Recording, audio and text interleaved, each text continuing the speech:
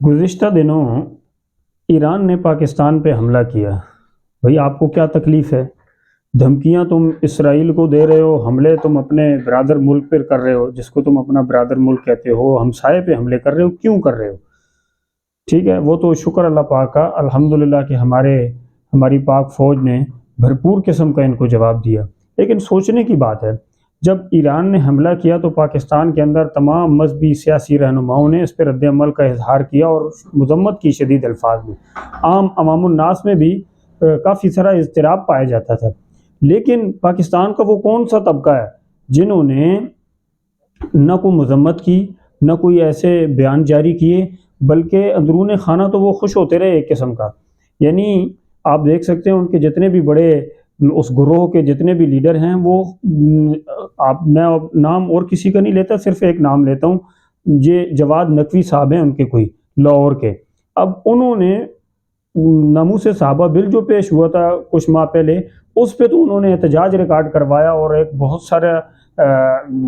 کافی minute کا ایک اپنی ویڈیو ریکارڈ کروا ڈالی، اور لیکن یہاں پر آ کر ان کے منہ سے مذمت کا ایک لفظ نہیں نکلا۔ افسوس اہل سنت پر ہوتا ہے کہ بعض اہل سنت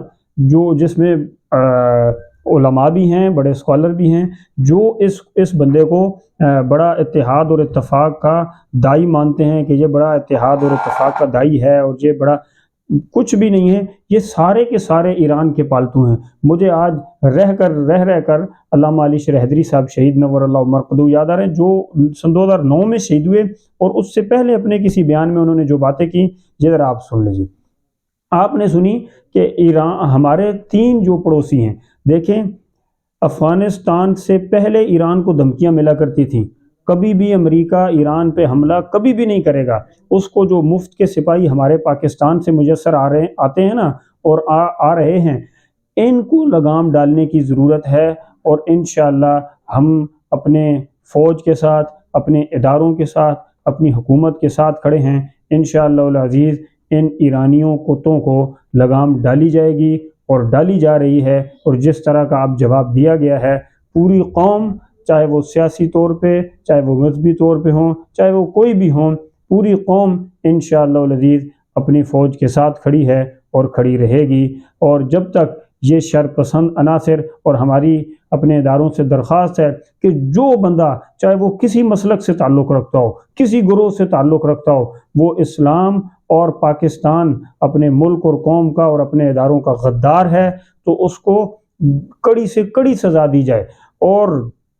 جو ایسے لوگ ہیں جن کی پشت پناہی ایران کر رہا ہے یا انڈیا کر رہا ہے، ان کو بھی پکڑ کے ان کو بھی سرعام ایسی سزائیں دی جائیں، تاکہ کوئی پھر مائی کا لال پاکستان میں ایسی جرت نہ کر سکے جو ایران کا ایجنٹ ہو، یا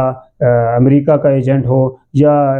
اس کا انڈیا کا ایجنٹ ہو۔ ہم انشاءاللہ العزیز کل بھی اپنی فوج کے ساتھ تھے، آج بھی اپنے ان فوجی اور اداروں کے ساتھ ہیں، اور کل بھی پوری پاکستانی فوج ان کے ساتھ ہی رہے گی۔ اللہ ہم سب کا حامی و ناصر ہو۔